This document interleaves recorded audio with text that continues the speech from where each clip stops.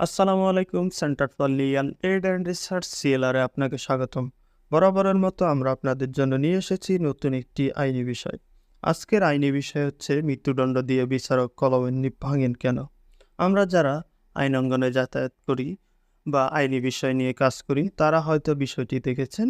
আবার আমরা যারা জনসাধারণ আছি আমরা প্রায়শ চলচ্চিত্রে দেখি মৃত্যুদণ্ড ঘোষণার পর বিচারক তার কলমের নিবটি ভেঙে ফেলেছেন।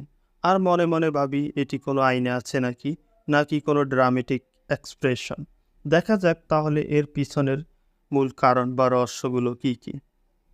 মূলত এই নিব ভেঙে ফেলাটা ব্রিটিশ আমল থেকে চলে আসা একটি কাস্টমস প্রথা বা রেওয়াজ, আপনি যেটি বলেন না কেন, যেটি মূলত একটি প্রতীকী বিষয়। এর প্রথম ব্যাখ্যাটি হলো যে কলম একজনের জীবনের আলো নিভিয়ে রায় লিখেছে সে যেন আর কারো জীবনের বিষয়ে সিদ্ধান্ত নিতে না পারে। দ্বিতীয় ব্যাখ্যাটি আরও বেশ চমৎকার। বলা হয়ে থাকে বিচারককেও তার রায়ের বিষণ্ণতা ছুঁয়ে যায়, এতে তিনিও ব্যথিত হন। সে মন খারাপের অনুভূতি থেকে নিজেকে দূরে রাখতে মৃত্যুদণ্ডদাতা বিচারক নিবটি ভেঙে ফেলেন। এর তৃতীয় ব্যাখ্যায় বলা হয় মন খারাপের অনুভূতি থেকে বা অপরাধ বোধ হতে বিচারক তার প্রদত্ত দণ্ড ফিরিয়ে নেওয়ার কথা ভাবতে পারেন, কিন্তু তিনি যেন তা না করতে পারেন তার জন্যই এই কলমের নিবটি ভেঙে ফেলেন।